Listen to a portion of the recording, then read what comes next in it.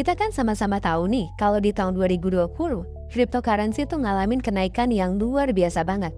Misalnya nih, Bitcoin tuh naik sebesar 450% sepanjang tahun 2020. Ethereum juga naik lebih dari 1000% nih dalam 1 tahun terakhir.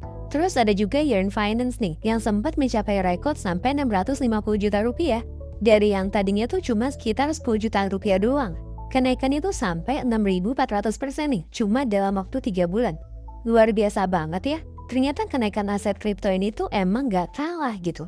Bahkan bisa dibilang melebihi kenaikan saham di tahun 2020. Tapi kamu pernah kepikiran gak sih?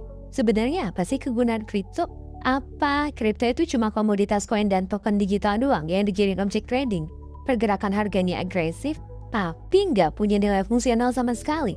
Atau jangan-jangan nih, sebetulnya kripto itu punya nilai kegunaan yang bisa bermanfaat secara real di masa depan? Terus, faktor apa aja sih yang bikin harga kripto bisa melonjak naik?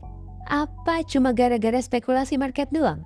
Nah, secara garis besar nih, kenaikan harga kripto itu bisa dipicu sama 3 hal. Yang pertama udah jelas ya, karena spekulasi pasar.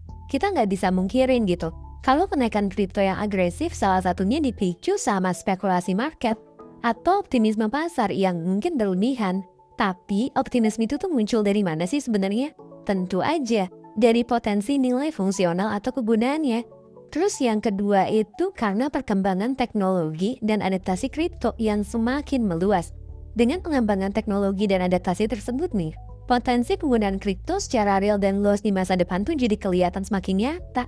Dan hal ini tentu bisa bikin nilai ekonomi kripto tuh bertambah.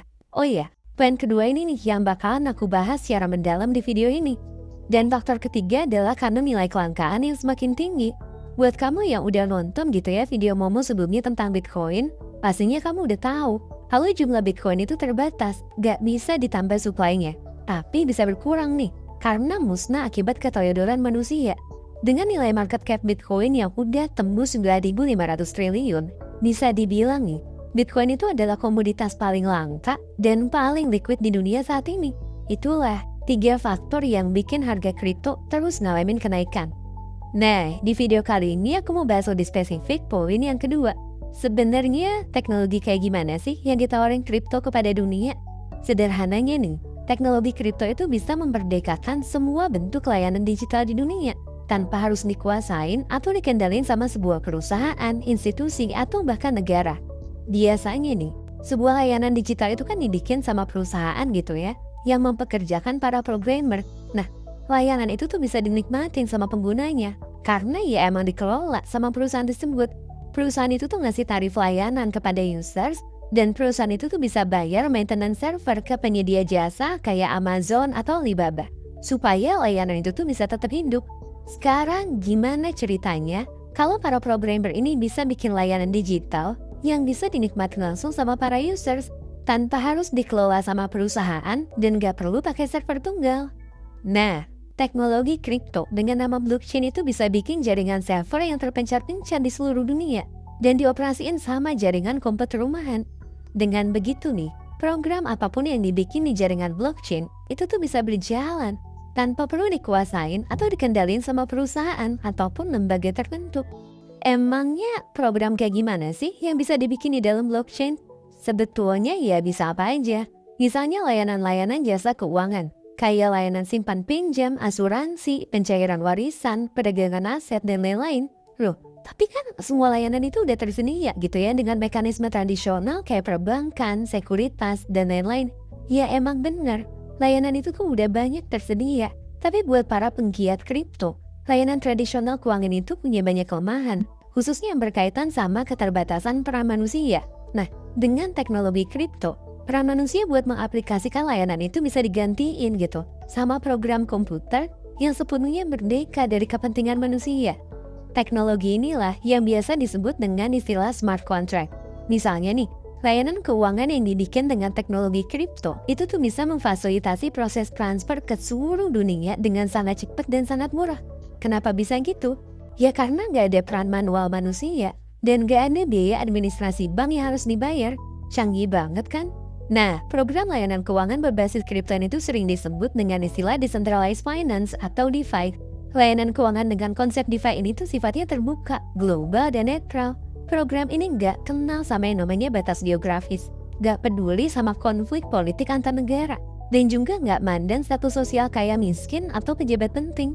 Siapapun, dimanapun, dan apapun latar belakangnya, semua orang tuh bisa mengakses dengan protokol yang sama. Gak ada satupun orang yang diistimewain. Cukup dengan sambungan internet, semua orang tuh bisa mengakses layanan keuangan ini tanpa perlu ngisi setumpuk dokumen persyaratan yang harus dipenuhin dan juga ditandatanganin. Gak cuma itu aja, layanan keuangan dengan teknologi blockchain tuh bisa dibilang aman juga nih dari oknum manusia yang punya niat jahat. Loh, kenapa gitu? Ya, karena kan operasional layanannya tuh bisa berjalan sendiri secara otomatis. Dan gak ada manusia yang bisa ngotak-ngatik sistem yang udah diluncurin di blockchain. Layanan keuangan itu sifatnya transparan gitu kalau dari sisi operasional. Tapi sekaligus bersifat privat juga dari sisi privacy. Artinya, siapapun bisa memverifikasi proses operasional dari layanan tersebut. Bahwa protokol layanan itu beneran mengeksekusi order, bukan tipu-tipu. Dan kerennya lagi, para penggunanya tuh nggak perlu dimintain identitas, jadi kamu nggak perlu tuh ngasih ID card atau nomor handphone kamu yang sering banget disalahgunain sama perusahaan buat dijual ke pihak ketiga. Dan akhirnya bikin kamu sering kena spam iklan, tawaran kartu kredit, tawaran pinjol ilegal, atau bahkan penipuan OTP. Wah, keren banget ya potensi utilitas dari teknologi kripto. Yap, emang sebenarnya potensinya tuh luar biasa banget. Cuma sayangnya, jarang ada orang yang tahu dan beneran ngulik sampai detail. Saat ini kebanyakan orang tuh ya cuma ngomongin fluktuasi harga aset kripto aja yang naik turun secara agresif, khususnya Bitcoin. Tapi mereka tuh kebanyakan gak ngerti gitu. Sebenarnya apa sih nilai fungsional dari aset kripto di masa depan?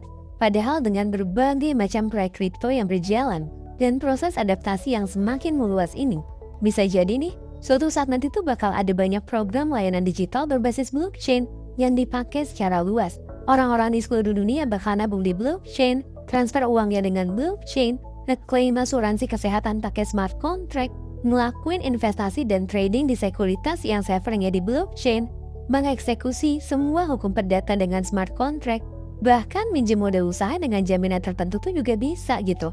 Dieksekusi pakai layanan smart contract di blockchain. Semua proses operasionalnya bisa otomatis, tanpa ada celah human error. Cepat, murah, aman, netral, protokolnya juga transparan. Tapi privacy kamu tuh bisa tetap terjaga. Sekarang mungkin kamu jadi penasaran. Emangnya apa sih hubungannya Bitcoin, Ethereum, dan koin lainnya dengan realisasi teknologi blockchain, smart contract, DeFi, dan lain-lain?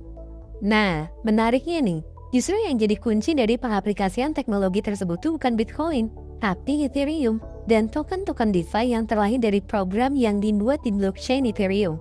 Misalnya Chainlink, Uniswap, Compound, Synthetic, dan lain-lain.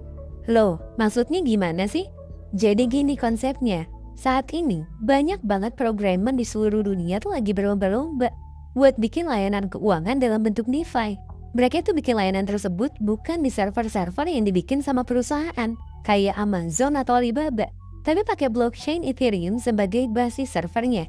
Blockchain Ethereum ini tuh bisa terus hidup dan aktif sebagai server, soalnya ada ribuan miners di seluruh dunia yang pakai komputer rumahnya buat nambang Ethereum, sekaligus jadi jalur lintasan server buat data transfer program-program yang udah dibikin. Nah, para programmer yang bikin layanan itu bakalan butuh Ethereum buat bisa nerbitin program mereka di blockchain Ethereum. Karena buat bisa nerbitin program tersebut, mereka tuh harus bayar gitu ke para miners dalam bentuk Ethereum. Begitu juga dengan users yang nantinya tuh bakal pakai layanan ini. Kalau mereka pengen jalanin programnya, mereka harus bayar gitu. Istilahnya gas fee dalam bentuk Ethereum. Itulah yang bikin nilai ekonomi dari Ethereum naik. Soalnya Ethereum tuh emang dibutuhin buat mengaplikasikan smart contract ini. Dalam ngembangin program layanannya, para programmer itu juga nerbitin token yang dibagi-bagiin ke para users. Token ini fungsinya apaan sih? Sebagian besar token ini berfungsi sebagai alat buat voting yang nentuin arah pengembangan fitur layanan keuangan tersebut. Jadi ya sifatnya tuh bener-bener mirip banget sama saham. Kalau perusahaan kan biasanya nerbitin saham nih. Nah, para programmer kripto ini yang nerbitin token sebagai alat voting dalam setiap pengambilan keputusan. Tentunya supaya semakin decentralized, umumnya para developer program itu bakal ngebagiin 80-90% tokennya kepada para users. Sementara pengembang itu sendiri pegang 10-20% token nih sebagai kekuatan voting mereka. Dengan semakin luasnya fungsi program itu, Harapannya nih, harga tokennya tuh bisa semakin naik. Dan para developer itu bisa dapat untung dari kenaikan harga tokennya. Mungkin sekarang kamu jadi makin penasaran nih, program smart contract apa aja sih yang lagi aktif berkembang saat ini? Sebetulnya ada banyak banget, tapi aku sebutin beberapa aja ya yang udah terkenal. Yang pertama itu adalah Chainlink. Nah, si Chainlink ini tuh berfungsi sebagai gudang penyimpanan data yang terdesentralisasi. Kayak data ekonomi, data politik, demografi, dan lain-lain. Data yang ada dalam Chainlink ini tuh bisa jadi basis gitu buat sebagian besar layanan smart contract. Yang mana buat setiap pengambilan data, pembayarannya itu pakai token link. Selain Chainlink ada juga nih saingannya, namanya tuh Band Protocol. Nah, buat kamu yang mau berinvestasi pada token Chainlink ataupun Band Protocol, kalau di Exchange Indonesia, kamu bisa beli 2 token ini di toko kripto. Selain itu ada juga nih Uniswap yang berfungsi sebagai money changer yang lebih stabil. Kok bisa stabil sih? Ya, soalnya penentuan harganya itu bukan berdasarkan order book, bid dan offer, tapi dari algoritma gitu, yang hitung perbandingan volume antar aset kripto. Tokennya itu namanya UNI. Ada juga kompetitornya nih yang ada di Binance, namanya tuh Cake. Kedua token ini kalau di Exchange Indonesia bisa kamu beli di toko kripto. Khususnya Cake nih, yang beroperasi di Binance Smart Chain, itu tuh cuma tersedia di toko kripto doang. Terus ada juga Compound yang berfungsi sebagai media simpan pinjam. Jadi para peminjam itu bisa nyimpen aset kripto mereka sebagai jaminan atau kolateral dan minjem aset dalam bentuk yang lebih stabil. Contohnya itu adalah USD token.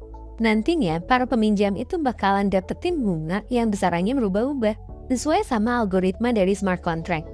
Wah, ternyata banyak banget ya potensi utilisasi atau fungsi dari teknologi kripto di masa depan.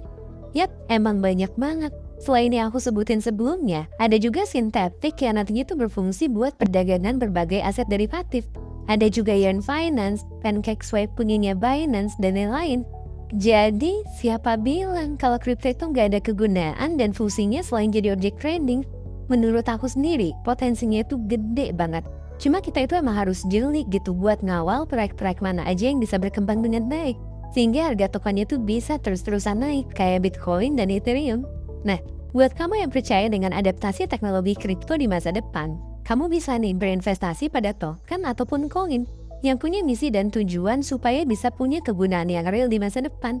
Semua aset digital yang aku sebutin tadi itu bisa kamu beli di exchange pilihan kamu. Tapi buat kamu yang udah pernah nonton video kami sebelumnya, sebetulnya kami nyaranin kamu untuk beli aset-aset ini di toko kripto.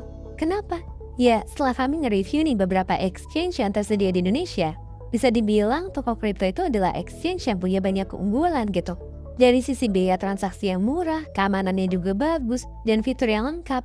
Apalagi khusus buat token-token DeFi yang diterbitin sama Binance Smart Chain, itu tuh cuma tersedia eksklusif di toko kripto doang.